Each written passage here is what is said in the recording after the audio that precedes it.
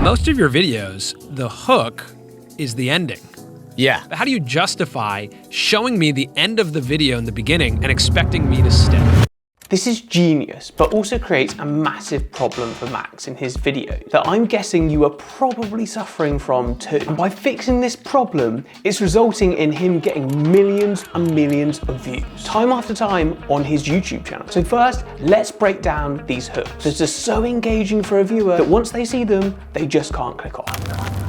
After watching way too many Max Fosh videos, I've realised that nearly all his intros start with a very simple 3-step formula. This is me, and I'm about to get my kit off in front of my best friend's mum. All as part of a private performance with the very talented cast of Magic Mike. Like, woo, here we go, a bit of a hot flash. And this is all part of the most elaborate payback. What, how, and why? But why does this make a viewer more engaged? And how can we implement this into our videos? What is happening in this video? I know it sounds really basic, but stick with me for a minute, because this is what makes Max's videos get millions and millions of views. The what is basically the ending or the outcome of the video that was teased in the thumbnail and the title. This not only reaffirms that they have clicked on the right video and haven't been clickbaited, but his videos are also often huge juxtapositions. One thing that has never been done with the other. Well, you know what juxtaposition is, but this also creates intrigue as to how the hell has he done this, as it's something that has never been done before. So Max then rather kindly actually answers this for the audience by showing us how he has done this. This gives us proof that he has actually done it, and not only that, he shows evidence as well. Max is bringing receipts, making the whole audience fully believe and engage with what he is saying. But whilst this is very effective as viewers are seeing Max do this incredible or crazy action, it's also incredibly risky as viewers may feel like they already know everything there is to know and there's nothing more to entertain them, so then they click off. We want to avoid this, especially as at the start of the video is when a viewer is most likely to click off, which is why he quickly comes in with the why.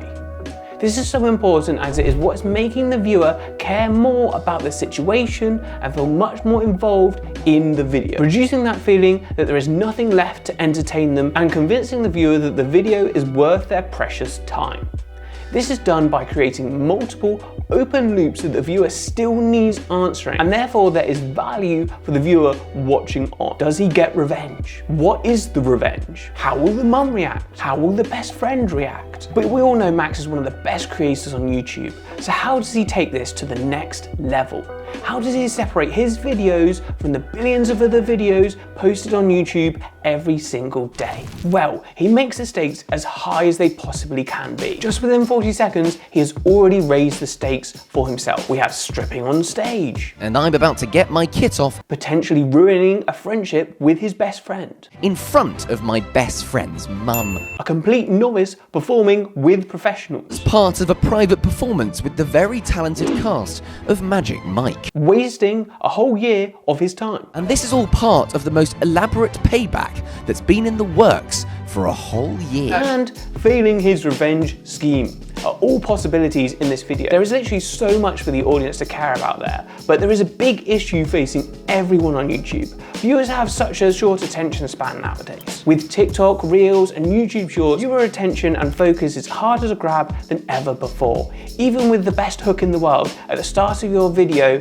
viewers still need much more in order to watch on till the end. So what Max does in order to keep the viewers watching is re-hooking them and giving them new reason to care about the video. And he re-engages them by creating mini storylines within the whole larger storyline structure. These are only normally around 2 to 5 minutes. If we look at this video, we can see that in action. After the intro, he re-hooks you by setting out the jeopardy and things that could go wrong. This then leads to the first mini storyline, checking out what Magic Mike actually is and how he can actually get in. He then re-hooks you by introducing new characters and showing the routine he will be learning. This leads on to the next mini storyline of learning the routine, which, you guessed it, then leads on to us being re-hooked again by teasing the reveal of the performance. Then we have the final mini storyline, which is the final performance. And I know this may sound like a lot of hooks, but I'm currently working on a book of hooks hundreds of hooks that will be coming out soon to make all of our lives easier, so keep an eye out for that. How can we structure these mini storylines in order to engage a viewer in these 2 to 5 minute sections? Because if they're not even entertaining,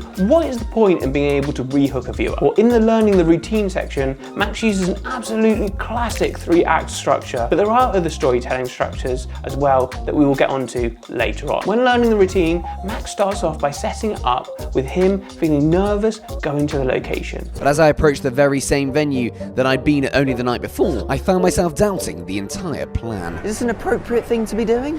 It's too late now. This is a great setup as the viewer emphasizes with him, as it's something they've felt when going to try something new or stepping out their comfort zone as well. Then we have a conflict of him really struggling to learn the routine as he is a complete amateur. This is then made even more dramatic as he only has one practice session to learn to do it.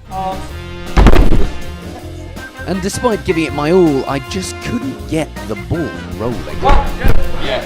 I feel like a dog, like dragging myself around. But as the hours passed, I was running out of time. And then the resolution of him getting better and having a bit of banter and feeling a bit more positive, giving hope that he might actually be able to pull off his revenge scheme. I was finally getting the hang of it.